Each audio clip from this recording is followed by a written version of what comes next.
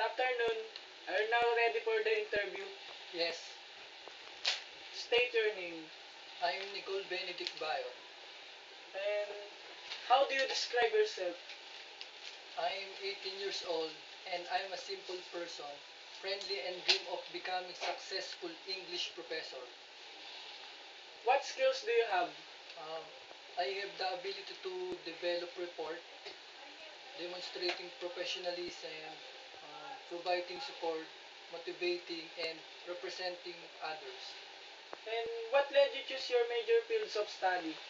Um, I majored in English because it was a field I knew would make me more skilled in reading, writing, and communicating.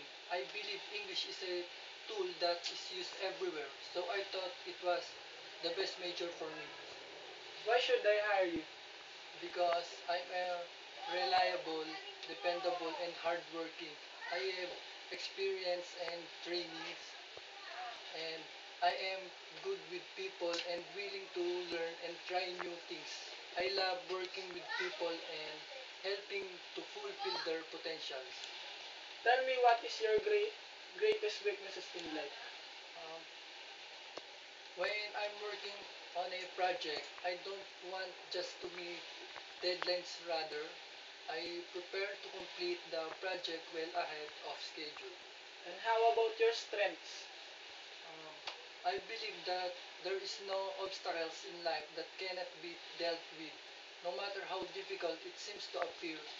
All I need is the determination to face it head on. And what are your immediate career goals? My long-term goal is to find a position where I can use the knowledge and strength I have, and I want to participate in the growth and success of the company I work for. In what kind of work environment are you most comfortable? Uh, I'm most comfortable in a work environment with people are given the opportunity to excel. This includes honest communications, free to office politics. We have that at our firm and our people like it. Happy people provide greatest client service. So thank you, Mr. Bayot. Thank you.